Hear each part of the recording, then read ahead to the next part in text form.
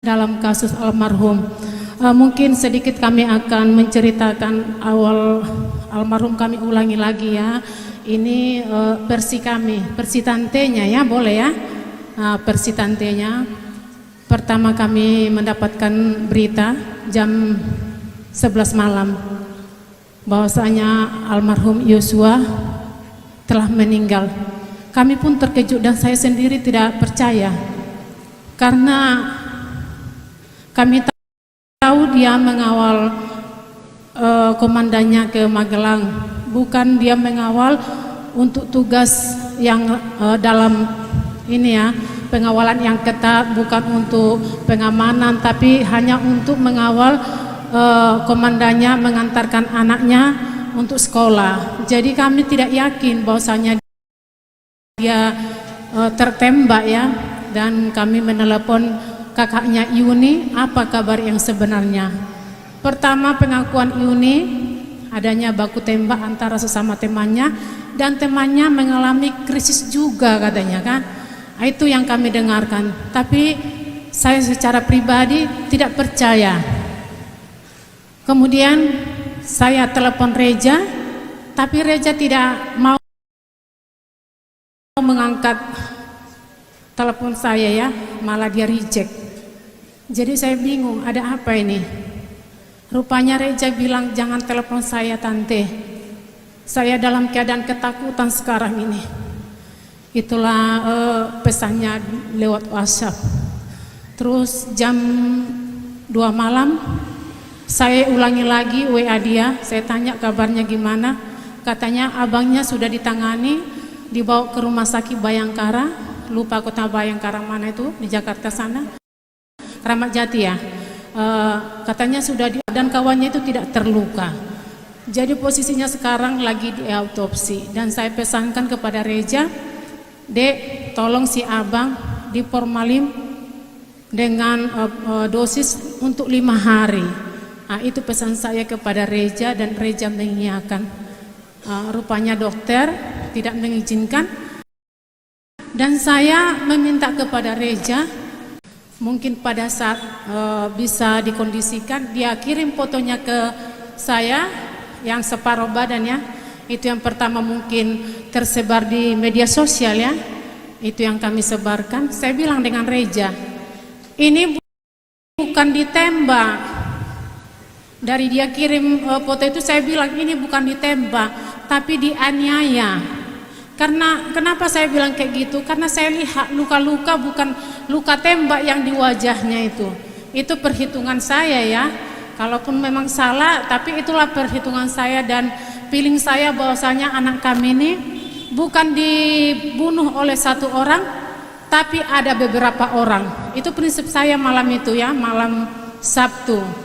Dan Reja bilang, tolong tante, besok kami dijemput. Saya bingung kok dijemput gitu. Nah, sedangkan anak kami ini seorang anggota, harusnya kan dikawal kan gitu, diantarkan dengan baik.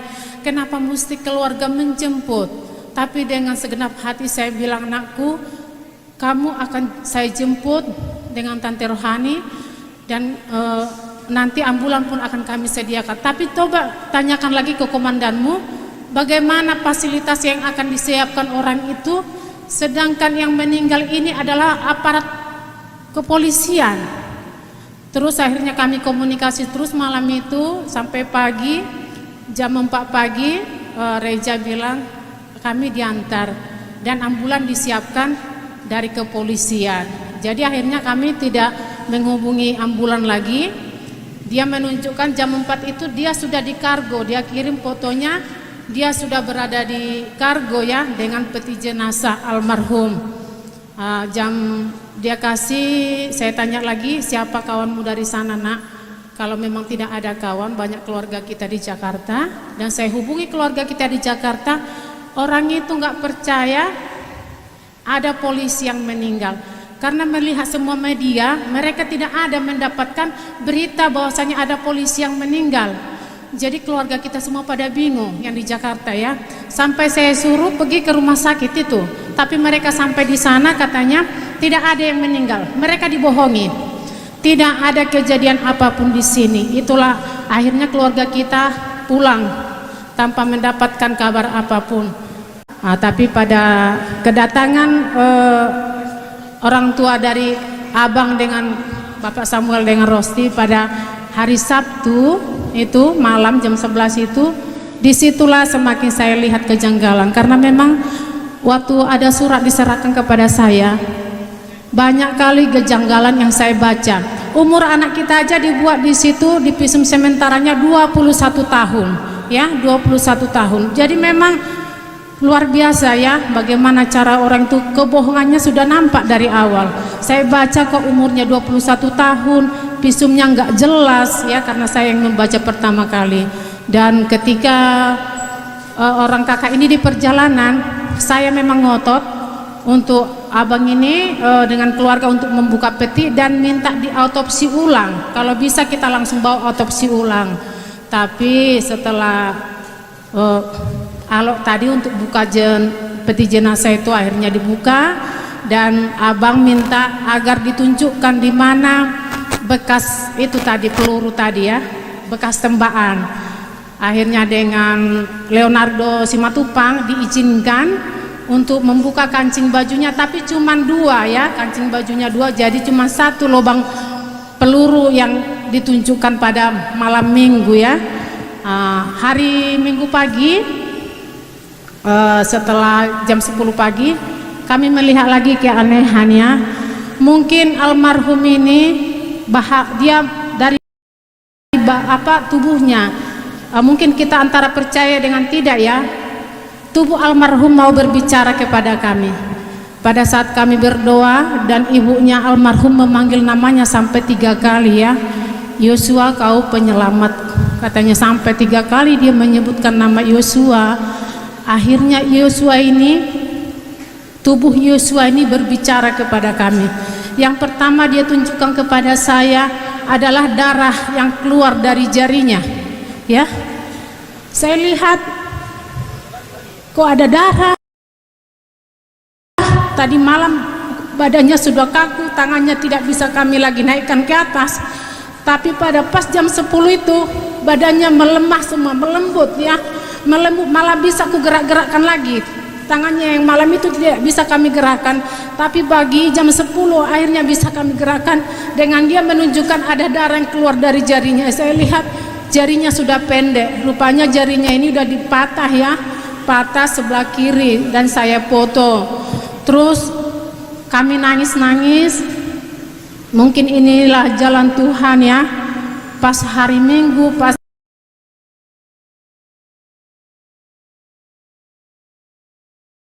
jam ibadah, karena kami pegangi semua jam.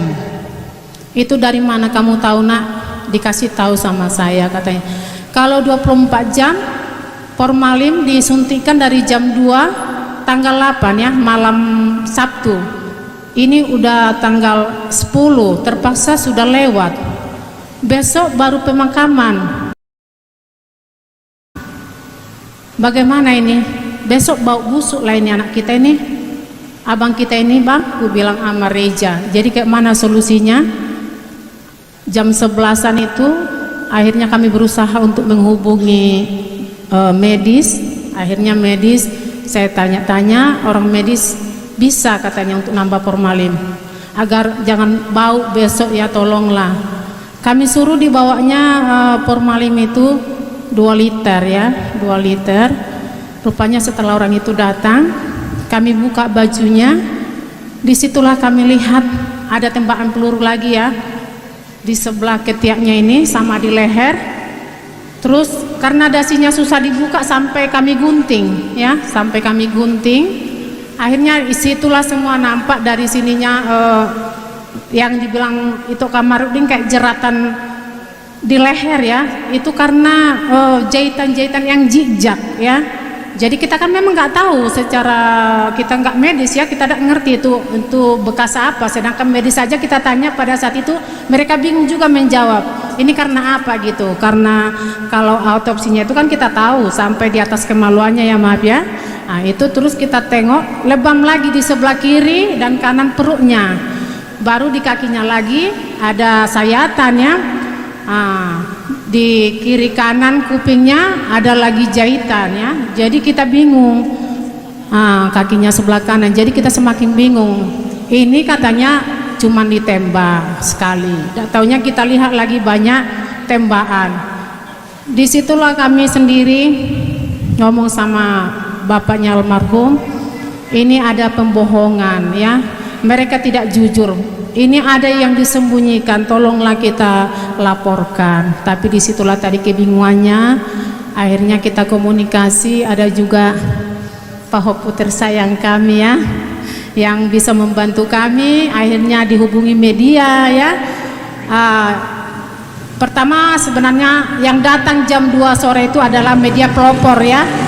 Media pelopor news ya, yang mewawancarai kami ya. Kami diwawancarai, mungkin ada saudara-saudara yang melihat sebentar ya di YouTube-nya, tapi cuma sebentar.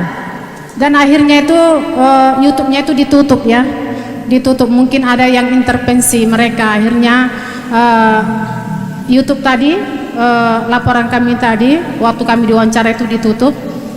Akhirnya tanggal 11 itu ada bere kami turnip, Pika Turnip ya, yang nelpon Tante Rohani, bagaimana kasus itu, apakah mau diangkat. Akhirnya dia bilang ada kawan saya media Tribun dengan Arya Tondang ya, iya dengan itu kami Arya Tondang dihubungi ya, dihubungi. Akhirnya kasus ini bisa terungkap dengan baik ya. Tapi waktu Tribun datang, almarhum sudah selesai dikebumikan. Jadi Tribun tidak melihat lagi jenazahnya ya. Itu pas kakak Rohani diwawancarai sudah selesai penguburan. Tetapi yang lucunya kami lihat di situ ya, yang anehnya waktu anak kami almarhum dimintakan untuk mereka berjanji akan melakukan permintaan keluarga, dikebumikan secara kedinasan, mereka mengiyakan. Tapi setelah acara pemakaman mereka bilang administrasi tidak lengkap sehingga acara kedinasan tidak bisa dilakukan. Itulah alasan orang itu, alasan administrasi tidak lengkap. Akhirnya pemakaman dilakukan secara gerejawi dengan gereja kami GPIP Alma Omega.